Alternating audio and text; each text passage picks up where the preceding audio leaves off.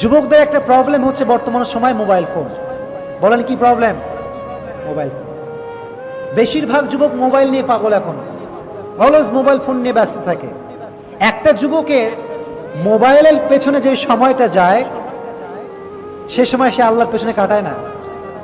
আপনি দেখেন প্রত্যেকটা যুবকের 24 আওয়ারের কত বলবো 18 ঘন্টা কাটে মোবাইলের সঙ্গে। 4 ঘন্টা ঘুমায়, 2 ঘন্টা খায়, 2 ঘন্টা গোসল করে, ঘুরে বেড়ায়। বেশিরভাগ সময় ফোন নিয়ে ব্যস্ত থাকে। এরকম যুবক আছে না নাই? আচ্ছা, শোনেন ভালো করে। এই মোবাইল ফোন এটা আপনাকে জান্নাতেও নিতে পারে, জাহান্নামেও। কথা কন না, নিতে পারে কি পারে না? এজন্য the decision is yours, the choice is yours. সিদ্ধান্ত আপনার, আপনি কোন দিক যাবেন।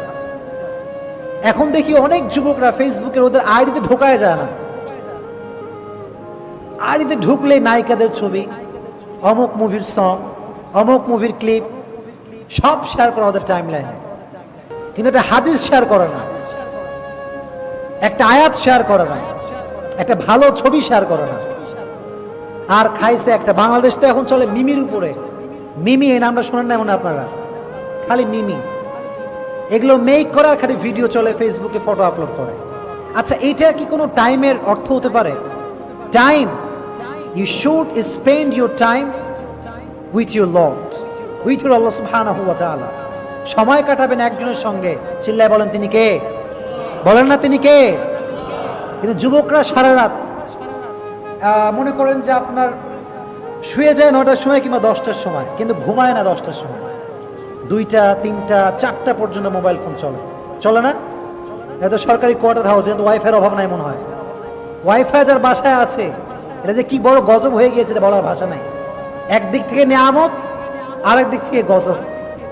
নিয়ামত হচ্ছে তখন যখন আপনি এটাকে ভালো কাজে ইউজ করবেন, আর গজব হচ্ছে তখন যখন আপনি এটাকে খারাপ কাজে ইউজ করবেন। এখন সিদ্ধান্ত আপনার। মোবাইল ফোনে আপনি ইউটিউবে ঢুকলেন, ঢুকে সার্চ দিলেন যে Hindi cinema, Hindi movie, Bollywood movie, Hollywood movie, Tollywood movie.